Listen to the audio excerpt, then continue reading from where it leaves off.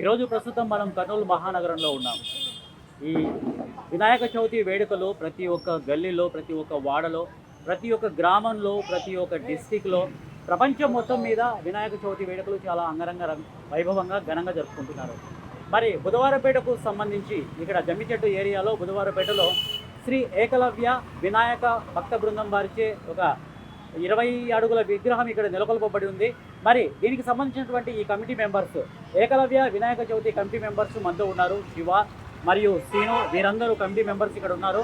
వారిని అడిగి తెలుసుకుందాం మనము. ఈ విగ్రహం యొక్క ప్రతిష్ట ఏ విధంగా జరిగింది, ఏ విధంగా నెలకొల్పారు, ఎన్ని ఇయర్స్ నుంచి ఇక్కడ ఈ విగ్రహాన్ని నెలకొల్పుతూ వస్తున్నారు.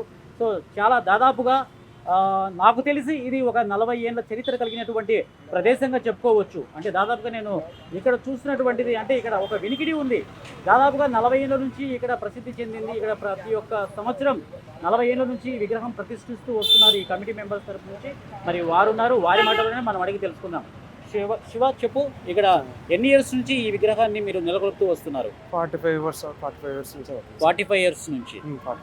తర్వాత దాదాపుగా ఈ గణేష్ నిమజ్జనానికి సంబంధించినటువంటి ప్రతిరోజు అంటే వినాయక చవితి వేడుకలు ఏవైతే మొదలైనాయో ఆ రోజు నుంచి ప్రతి ఒక్క రోజు ఒక విశేష దినంగా మనం చూసుకుంటాం.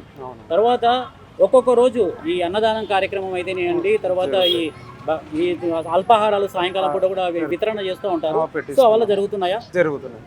సో ఎవ్రీడే డైలీ అల్పాహారం జరుగుతుంది, అన్నదానం జరుగుతుంది. లాస్ట్ 2-3 డేస్ అన్నదానం జరుగుతుంది.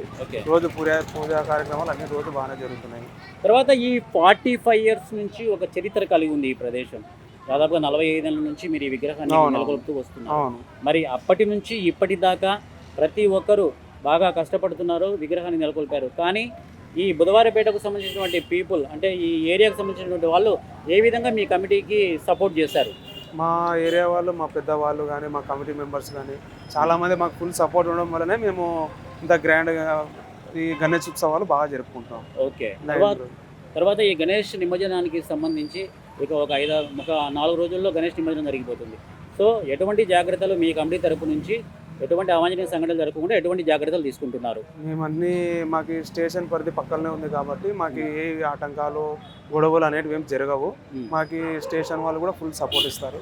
మా ఏరియా వాళ్ళు కూడా ఫుల్ సపోర్ట్ మీద ఉండి అంతా కమిటీ ద్వారా నుంచి బాగా ఫ్రీగా కంఫర్టబుల్గా వెళ్ళిపోతాం మేము మధ్యన. అదే దాదాపుగా 45 ఇయర్స్ నుంచి గణేష్ని నెలకొల్పుకుంటూ వస్తున్నారు.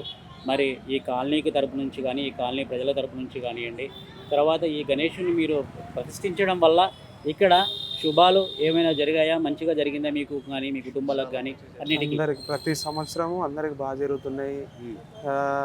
చాలా చాలా అందరికైతే బాగానే జరుగుతున్నాయి. ఏ ఆటంకాలు రాకుండా అంతా ప్రతి సంవత్సరం ఆ ఏరియా వాళ్ళకి అందరూ బాగానే జరుగుతుంది. ఏ ఇబ్బందులు లేకుండా అందరూ బాగున్నారు, అంతా హ్యాపీగా ఉన్నారు. Okay, right. Thank you Seenu, thank you Shiva. So ఇది అండి ఈరోజు మనము ఈ బుధవారపేటకు సంబంధించి ఏకలవ్య వినాయక భక్త బృందం వారికి నెలకొల్పినటువంటి ఈ 23 అడుగుల విగ్రహాన్ని మనం చూసాము. సో ఏ విధంగా ఇక్కడ పూజలు జరిగాయి, గణేష్ నిమజ్జనానికి ఇంకా తయారవబోతోంది, గణేష్ గంగమ్మ ఒడిలో తేన తీరబోతున్నాడు వినాయకుడు మరి కొన్ని రోజుల్లో. సో ఎటువంటి జాగ్రత్తలు తీసుకోవాలనేది వారి మాటలోనే మనం అడిగి తెలుసుకున్నాము. సో ఇది ఏకలవ్య భక్త బృందం వారిచే నిర్మించబడినటువంటి ఈ వినాయకుడి విగ్రహానికి సంబంధించినటువంటి డీటెయిల్స్.